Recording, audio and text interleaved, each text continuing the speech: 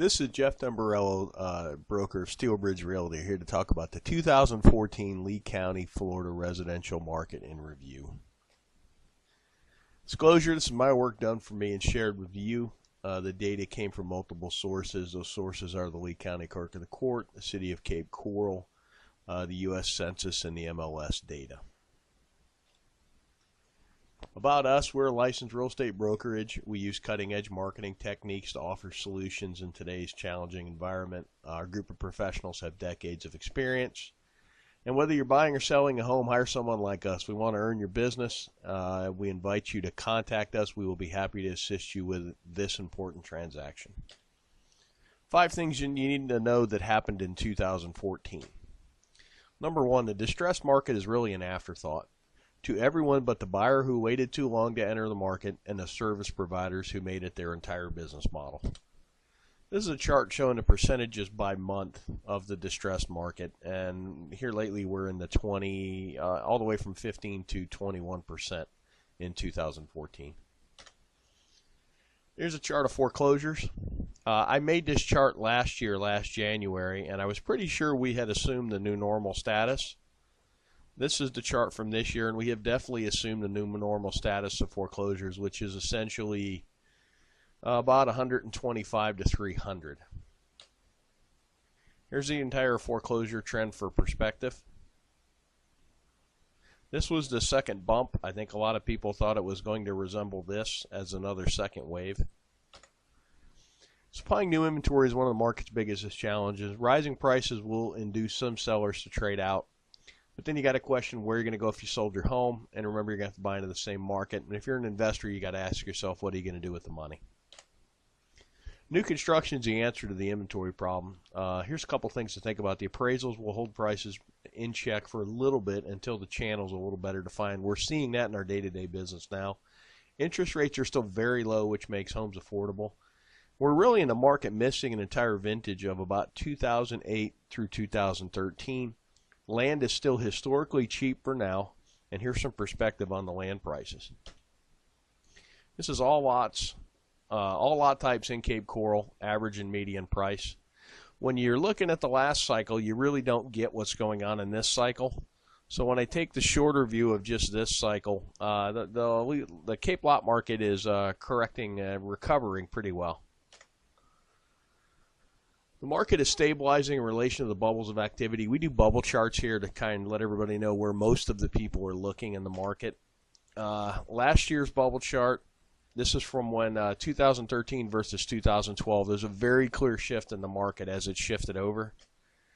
When I did 13 versus 14, there really isn't that much of a difference. The market's pretty much stabilized with, we're missing some cheaper homes in the $70,000 price range, but we're selling more 170,000 all the way up into the millions. This chart's a neat chart. It shows the last cycle and this cycle by pricing. The red line being the last cycle, the blue line being the current cycle. And you can see that we mimicked the last cycle for a while, and then you're starting to see 04 and 05 in the last cycle pulled wildly away to where we're just getting slight price increases, but not like we did before. And this is really a function of the banks aren't giving out crazy loans. There's no stated income, no stated asset loans. So this is a sustainable market that's actually driven by sensible leverage. Some perspective, we operate in a seasonal and a cyclical market. The seasonality is really determined by our weather. Up north, when it's warmer, is when they're busier in the real estate market. Here, when it's a little cooler, is when we're busier in the real estate market. The cyclical part of our market is governed by demographics, and we're going to talk about something seasonal pricing bumps as well. Right now, we're in a sustainable boom. MIM is money in motion. It's every dollar that flowed through. This is actually dollars sold by realtors. And we had an 8.7 increase in the actual volume in the market. The amount of transactions went up 1.1%. The median is actually rising faster than the average, which shows the bottom of the market is coming up faster than the market itself is correcting. The percentage of bank-owned properties jumped up slightly from 13.6 to 15.05, where short sales really fell off the map.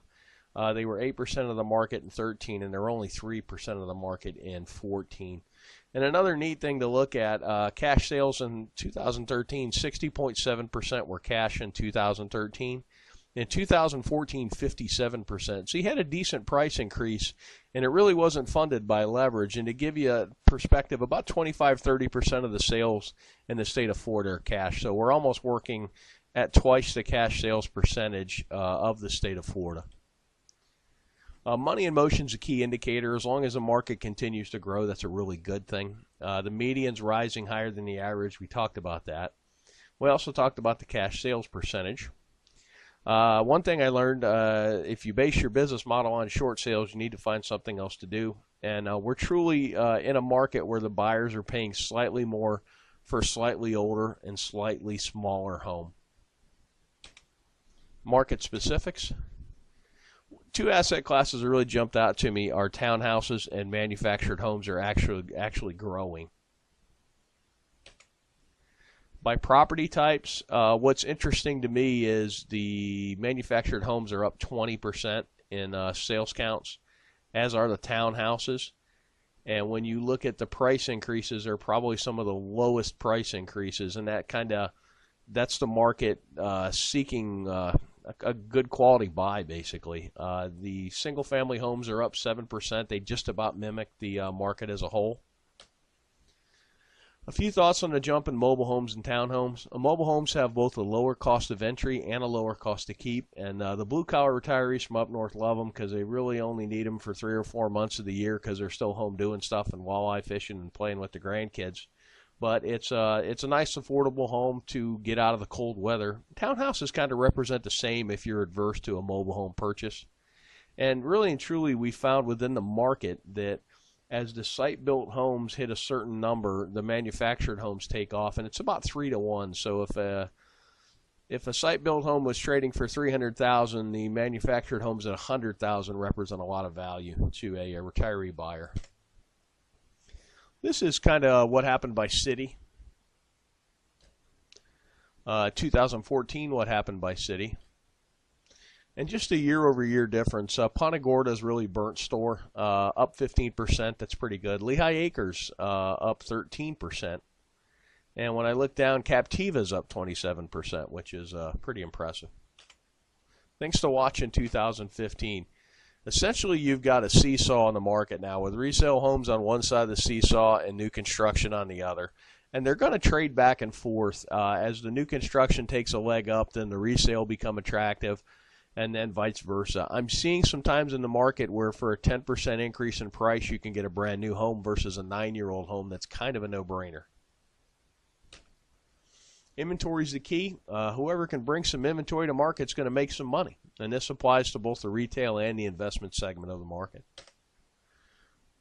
This is single-family permits in Cape Coral. When you look at the totality of the last cycle, you really don't get that excited about what's going on now. But when I take out the last cycle, it shows you there's some pretty good permit growth.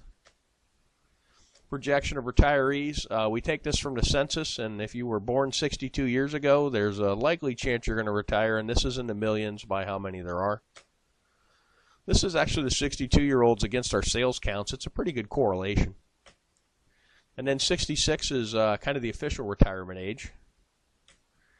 And it doesn't quite resemble as much the 62, our sales patterns, and I think the 62 more kind of takes in early retirees.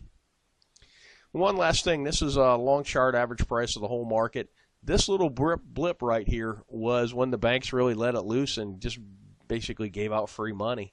And that's kind of what we're looking for now is everybody's looking for when this time is coming back, and it's really going to be tied to leverage. We were in a boom, which is what we're in now as the market went up to here. And then when the banks went crazy, and you also had Hurricane Charlie in here, which took a little inventory and dumped some insurance money into the market, which kind of overheated it a little more. But this was based on easy money and basically turned into a mania. And that's kind of what you got to watch for now is loan programs. If you have any thoughts or questions, why don't you give us a call at the office at 239-694-3300, and my extension is 102. And you can always, if you're watching this video, click the link below the video and fill the form out, and we will be in touch with you. Thanks for watching, and make it a great day.